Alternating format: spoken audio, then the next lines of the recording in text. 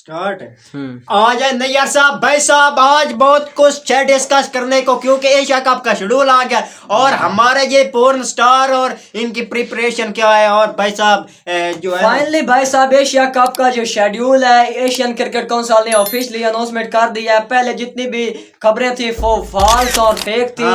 जो original schedule है वो जनाब एशिया कप का जो फेसबुक पेज है उस पर भी आप जाकर देख सकते हैं। लेकिन करने वाली बात यह है शेड्यूल तो आ गया, हम तो 1.5 महीने से बता रहे हैं। वो पक्के व्यूवर जो हैं उनको पता है, हम 1.5 माह से बता रहे हैं कि ये टाइम आना था। जैसे जैसे वक्त करीब आता जाएगा, जैसे जैसे एशिया कप सर पर आता जाएगा, पाकिस्तान के लिए घिराव बढ़ता जाएगा, मुश्किलात में इजाफा होता जाएगा। क्योंकि भाई साहब आप अपने खिलाड़ियों की तैयारी देखें। एशिया कप तो आ गया, कितनी देर रहेगी? सितंबर 9 सितंबर से 28 सितंबर तक यूएई में आपको एशिया कप होता दिखाई देगा। भाई साहब पहले आप जो शेड्यूल है वो बता दें। कुछ शेड्यूल बता देते हैं, उसके बाद पाकिस्तान और इंडिया की जो व्यूवरशिप है उस पर बात करेंगे, उनके मैचेस पर। उसके बाद पाकिस्तान जो वेस्ट इंडीज का दौरा करेगा वो कितना इफेक्टिव हो सकता है उस पर बात करें। सबसे पहले शेड्यूल 9 सितंबर से 28 सितंबर रखी गई जनाब।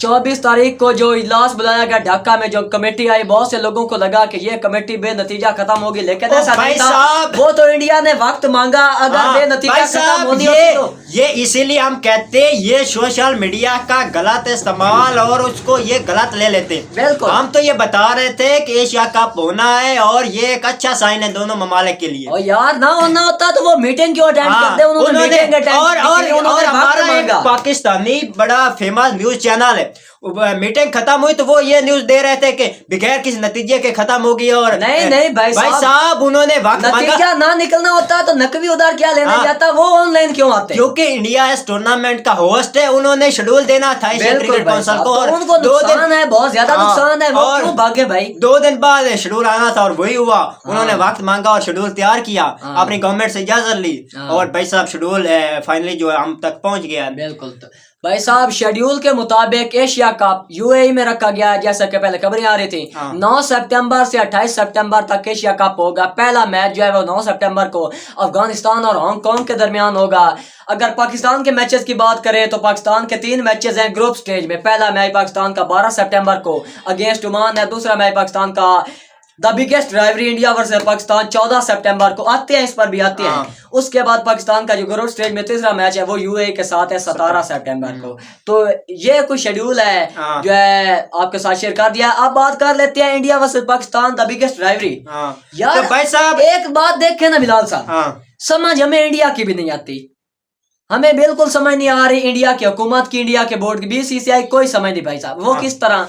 अब आप लोगों ने बायकॉट करना है पाकिस्तान का तो हर तरह से कर दिया। आप जो है लेजेंड में बायकॉट कर रहे हैं, एशिया कप खेल रहे हैं तो आपको पता है हमने एशिया कप खेलना है, तो फिर लेजेंड में क्यों जो है आप खिलाड़ी वो भाग गया, वो कह रहे हैं हमने नहीं खेलना। भाई वो मैच भी खेलो, आपके सामने है एशिया कप, हमने खेलना है। आप ग्रुप इंडिया पाकिस्तान एक ग्रुप में है तो अगर इन्होंने बैकआउट करना होता इधर तो दूसरे ग्रुप में चले जाते। वो तो भाई चांस होता कि आपका मैच पड़ जाता, सुपर 4 में मैच पड़ जाता। लेकिन इनमें इतना दाम भी नहीं है भाई साहब हमारे वालों में कि वो उधर चले जाए इंडिया के अगेंस्ट। तो इन्होंने कहाँ खाक जाना भाई साहब ये इंडिया को भी पता है, क्योंकि ये जो पाकिस्तान और इंडिया का मैच होता है, जो इस एक मैच से जो अर्न होता है, जो कमाई होती है भाई साहब वो पूरे टूर्नामेंट का जो मैचेस है उनके बराबर होता है। वो निचोड़ है पूरे टूर्नामेंट का, आप ये समझ लें। वो India versus Pakistan one of the biggest rivalry जैसे भाई पहले होती थे वही आप भी है। और मैं इतना नहीं कहूंगा, अहमदाबाद से बड़ा तो कोई ग्राउंड नहीं है ना, 1,20,000 कैपेसिटी है उधर भाई, हाउसफुल हुआ था ना। तो अब दुबई के तो सिर्फ 2 फ्लोर हैं, दुबई के तो 2 फ्लोर हैं। अब भाई रूफ पर बैठकर बंदे देखेंगे और जब मैच स्टार्ट होगा आपको कैमरा एंगल से बताएंगे वो लोग।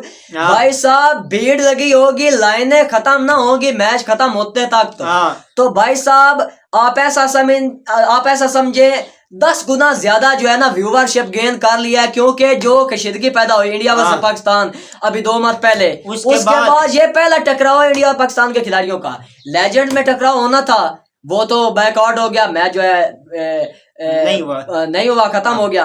अब ये पहला मैच है तो भाई साहब बहुत व्यूवरशिप है, बहुत फैन फॉलोइंग है, फैन भी चाहते हैं कि ये मैच हो और इस दफा ज्यादा एक्साइटेड है। उधर वाले वो भी गुस्से में है, इधर वाले भी गुस्से हैं। हमने इनको थ्रैश कर देना है, वो कह रहे हैं हमने इनको बर्बाद कर देना है, इनको दुबई पर घसीटना है। तो भाई साहब हम हैं तो पाकिस्तानी, लेकिन इनकी जो तैयारी है ना और इनका जो स्ट्रक्चर है उससे देखकर लग रहा है कि भाई साहब 99% 14 सितंबर वाला मैच इंडिया ने जीतना है, 1% पाकिस्तान ने जीतना है।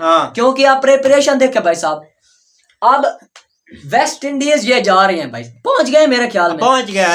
वेस्ट इंडीज ऑस्ट्रेलिया की 2 सीरीज हुई, टेस्ट 3-0 से वेस्ट इंडीज हार गया, T20 सीरीज 4-0 से ऑस्ट्रेलिया जो है वो स्टिल खड़ा हुआ है। आई थिंक 5 T20 5-1 रहता है। हाँ, 4-0 से वो स्टिल 7 मैच वो जीत चुकी है। अब ये आपकी जो टीम है ये वेस्ट इंडीज से भी हार जाए तो फिर हम क्या कहें, तो फिर क्या ये डिसअपॉइंट नहीं करेंगे? फिर इनकी प्रिपरेशन है कि ये अगेंस्ट इंडिया के खिलाफ खेल सके, क्या ये उनको लेवल को टच कर? भाई साहब, वो इंडिया वो टीम है जो इंग्लैंड को भाई साहब 311 की लीड, अर्ली विकेट्स गिरने के बाद साई सदारसन और यशस्वी जायसवाल की विकेट्स गिरने के बाद कैनर लोकेश राहुल ने जिस तरह का और शुभमन गिल ने कमबैक किया है, क्या पाकिस्तान के खिलाड़ी इस तरह कर सकते हैं? क्या मोहम्मद हारिस और सैम ट्यूब जैसे बंदे ऐसा कर सकते हैं? सैम ट्यूब वो बैटर है जिसको ये परमानेंट ओपनर इन्होंने T20 में रख लिया और उसका T20 34 मैचेस हो चुके हैं, 34 इनिंग्स, और उसका सिर्फ एक 50+ स्कोर निकलो तुम्हारी ऐसी। इस परफॉर्मर को अब जो है परमानेंट ओपनर रख रहे हैं। ओ भाई आरएस वो बंदा है जो सिंगल नहीं कर सकता मिडल में। वो जब बात है भाई साहब, अब यार वो वही बात आ गई ना जो बंदा कह रहा था हर बंदे का ये किरदार नहीं कि वो टीम को लेकर चले। अब वो तो कहना चाहता था हारिस आएगा टुल्ले घुमाएगा, भाई साहब वो फिर भी हारिस को डिफेंड कर। ओ यार कंडीशंस को हर बंदे का काम है रीड करे, जो एक कंप्लीट प्रोफेशनल क्रिकेटर का क्या काम है, जिस स्टेज पर जो डिमांड है वो करे, ना कि आकर टुल्ले घुमाए। तो भाई आप हारिस है उसका काम ये तो नहीं टुल्ले घुमाए, उसका काम ये भी है कहीं टेक्निक भी खुद की दिखाए। तो हम ये कह रहे हैं शुरू से कोई टेक्निकल बंदा लाओ जो वक्त आने पर हिटिंग भी करे, अग्रेसिव भी खेले, एडवांस भी खेले, मॉडर्न भी खेले, लेकिन जब वक्त आए वो आपको बचाए भी, आपको विकेट्स बचा कर दे, रन निकाल कर दे। तो हसीबुल्लाह में ये सारी एबिलिटीज है। यासिर खान एक टेक्निकल कंप्लीट बैटर है, वो भाई साहब वो उसमें बहुत पावर है, उसके मसल्स बहुत स्ट्रॉन्ग है। आपने PSL में देखा चैंपियन कप हुआ तो उसमें 100 किया था, जिस तरह से वो मुल्तान की तरफ से खेला तो वो तो इससे 1000 दुगने बेहतर है। अब्दुल्ला शफीक आप उसको ले लें, कितनी एग्जांपल है, आप सभी को पता है कौन जो है सेट हो सकता है, सेट में ठीक बैठ सकता है, कौन सा बंदा कौन सा नहीं बैठ सकता। आप उस्मान खान तैयार नहीं बैठ सकते, भाई साहब फेंक कर वो उन्होंने दिए, भाई जाओ तुम्हारी कोई जरूरत नहीं, अच्छा काम किया। अब इनकी भी कोई जरूरत नहीं तो इनको फेंको भाई साहब। और भाई साहब ये आप देखे फहीम अशरफ जैसे हम बैटर पर तो बात कर रहे हैं, लेकिन ये ऑलराउंडर हमने ये डाले हुए, ये इन्होंने क्या करना है। आप आमिर जमाल को देख लें, इतना यार वो यंग स्टार जो है टैलेंटेड बॉलिंग, उसने ऑस्ट्रेलिया में बहुत हमें इम्प्रेस किया। उसके बाद PSL में बेचारा कहीं छुप कर रहे हैं, पता नहीं उसको नहीं हुसैन तल्ला जैसे आप भाई बंदे, उस बंदे को सिर्फ 804 उसने जो है एड पर 804 लिखवाया, उसकी वजह से उसको ऐसा धकेला कैरियर खत्म करके रख दिया। और उसामा मीर को आप देख के कैरियर खाओगे तुम लोग, वही बात है ना साहिब ज़्यादा फरहान के साथ जैसे लगातार ज्यादतियां कर रहे, वही उसी के साथ बंदे। और ये अबरार को साथ लेकर चले हुए हैं भाई साहब, अबरार से भी अबरार अच्छा स्पिनर है नो डाउट, लेकिन उसामा मीर इससे ज्यादा असर डाल सकता है। कितना उसका काद है, ओवर बाउंस उसको मिलता है, कंडीशन उसको सूट करती हैं, विकेट उसको जो है कहीं ना कहीं वो तो भाई साहब करने वाली भाई बात है कि एशिया कप तो होने जा रहा है। ये जो फेक न्यूज चल रही थी, हो सकता है एशिया कप ना हो, इसी टीम को लेकर चलते रहे, आने वाले वर्ल्ड कप तक ये टीम तैयार हो जाएगी, लेकिन अब टाइम नहीं बचा। और आप भी आपको सोचना होगा, और ये लास्ट सीरीज है आपके पास वेस्ट इंडीज की। इसके बाद ट्राई नेशन, वो तो ऐसा समझे जैसे वार्म अप मैचेस होते हैं, ट्राई नेशन वो तो वार्म अप ही समझे आप। अगर वेस्ट इंडीज में आपको रिजल्ट वो ना मिले तो भाई साहब आप प्रॉपर डिस्पैच हो चुके हैं, समझ ले आप टूर्नामेंट से आउट हो चुके हैं। और अगर वेस्ट इंडीज के अगेंस्ट आप सीरीज ना जीत सके तो वहां आपको ये जो है ये समझ लेना चाहिए कि हम जो हमारी टीम कमजोर है, क्योंकि ऑस्ट्रेलिया से वो घर में बुरी तरह से हार चुकी है। बिल्कुल।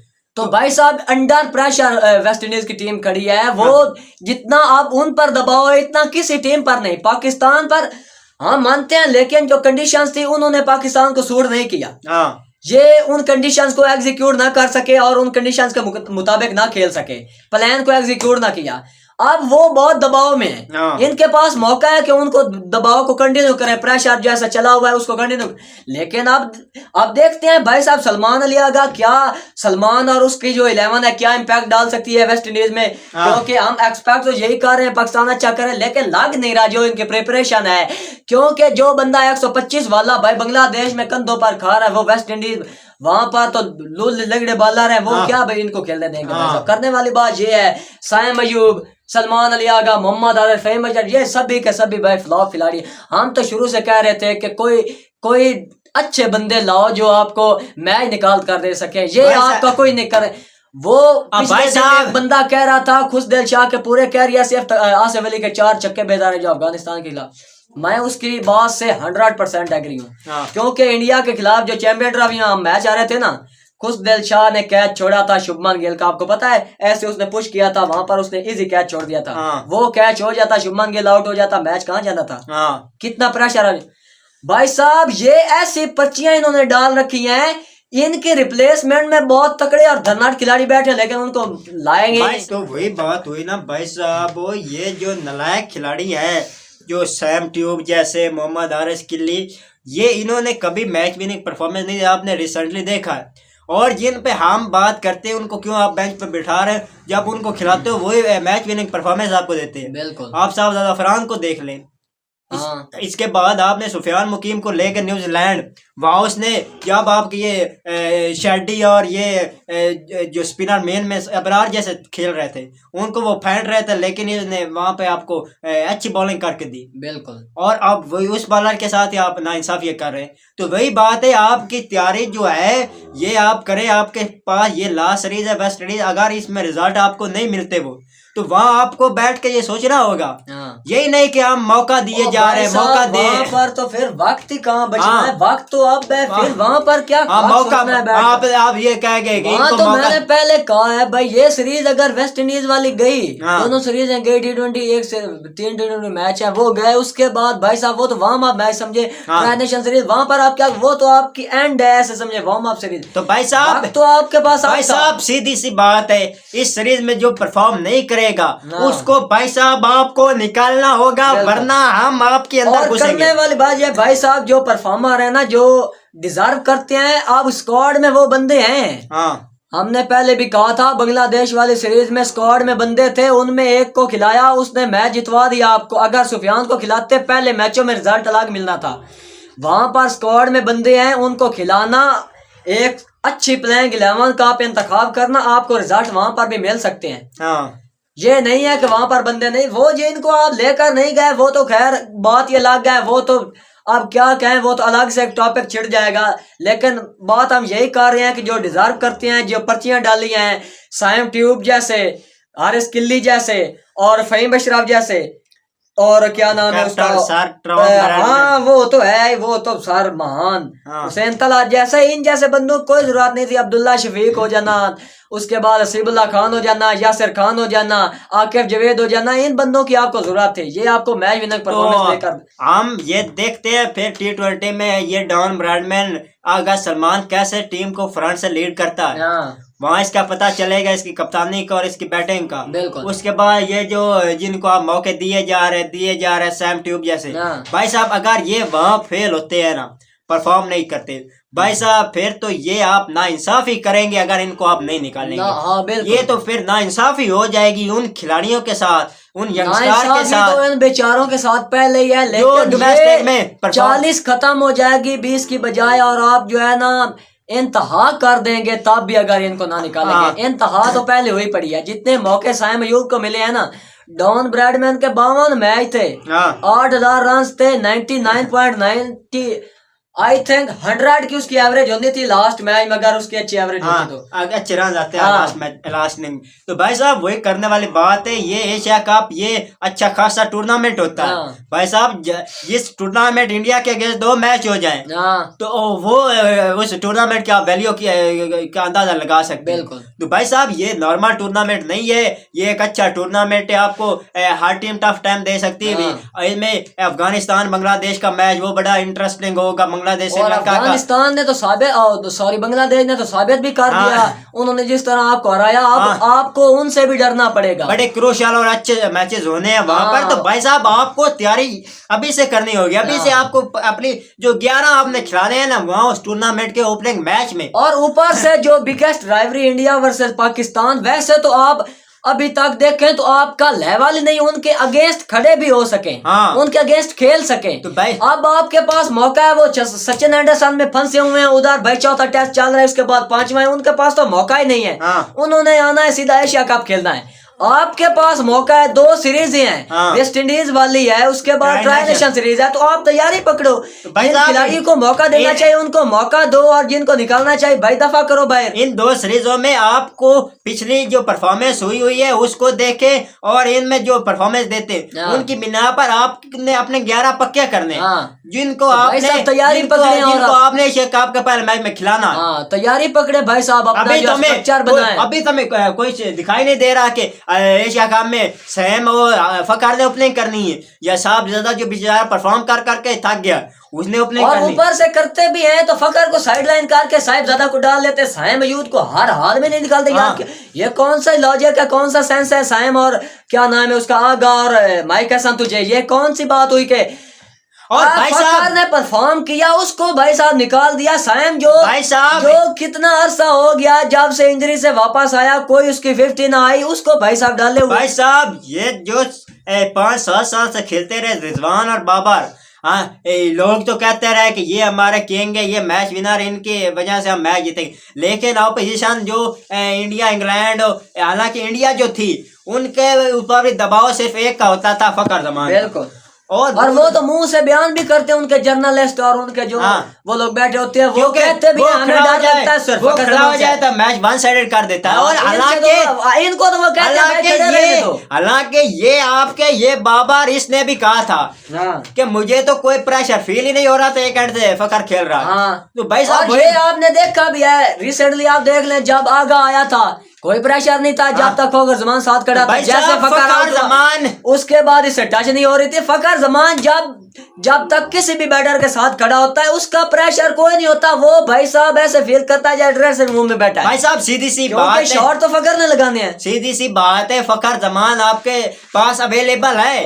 आपके स्क्वाड में, तो भाई साहब वो तो आपकी फर्स्ट चॉइस होनी चाहिए प्लेइंग 11 में। उसके बाद आप औरों की तरफ, दूसरों की तरफ आप सोचे या उनके बारे में, उनको प्लेइंग 11 में खिलाने पर बात करें। बिल्कुल, तो करने वाली बात ये है भाई साहब, एशिया कप का शेड्यूल भी आ चुका है, 9 से 28 सितंबर तक एशिया कप होगा यूएई में, और जो है एक बहुत ही अच्छी बात है, बड़ा मैच जो है, बल्कि एक नहीं 2 मैच देखने को मिलेंगे भाई साहब। हाँ, तो फैंस भी खुश होंगे, कुछ अर्निंग बर्निंग भी हो जाएगी उनकी, और बोर्ड्स की जो स्ट्रेंथ है उसमें भी कुछ इजाफा हो जाएगा। तो एशिया कप भाई साहब आ रहा है, लेकिन पाकिस्तान की प्रिपरेशन बहुत लो है, और हम तो यही कह रहे हैं, सजेस्ट कर रहे हैं कि भाई साहब ये सीरीज आ रही है आपके पास, इसके आगे एक और सीरीज है, लिहाजा अपने जो अच्छे खिलाड़ी हैं उनको पकड़ें, जो मैच विनिंग परफॉर्मेंस दे सकते हैं उनको तैयार करें, उनको प्रॉपर मौके दें, और जो आपने पर्चियां डाली हुई इनको अभी से साइड लाइन कर दें। जब आपने इनको आप आगे मौका दोगे, आगे ये गंदे होंगे, तब आपके पास दूसरे जो पीछे बैठे हैं जो अच्छे क्रिकेटर हैं उनको मौका देने का टाइम नहीं आपके पास। वेस्ट इंडीज के बाद अगर आपने इनको खिलाया तो ये हमारी बर्दाश्त से बाहर हो जाएंगे, फिर तो हम अपने तरीके से इनको कंट्रोल करेंगे, फिर तो हमें कोई रोकने वाला ये तो आज हम रुके हैं। एक बंदे ने कहा है, उसने कहा है भाई साहब आप तो बहुत ही ज्यादा ओवर हो गए। हम कह रहे हैं हम तो कब से इनको बर्दाश्त कर रहे हैं, हमारी तो बर्दाश्त का पैमाना लबरेज हो चुका है। उस बंदे को मैंने 1.5 घंटा बैठकर बताया कि भाई साहब कौन कौन से पॉइंट्स आपको बताऊं जहां पर इन्होंने डिसअपॉइंट किया पूरे पाकिस्तान 24 करोड़ बंदों के, इन्होंने सपनों को जो है, इनकी ख्वाहिशात को जो है पानी में मलियामेट किया। तो भाई साहब हमारा बनता है, हम इसलिए बैठकर इनको जो है ना रियलिटी बताते हैं अपने जो है व्यूअर्स। भाई साहब हार जीत होती रहती, रिजल्ट आपके फेवर में नहीं भी आते, लेकिन आप कुछ तरीके के खिलाड़ी को प्लेइंग 11 तो वो खिलाएं। तो वही हुआ, आज के वीडियो का यह अख्ताम करते हैं। तो आगे जो है वेस्ट इंडीज की सीरीज आ रही है उसमें फिर मिलते हैं। तो अल्लाह हाफिज।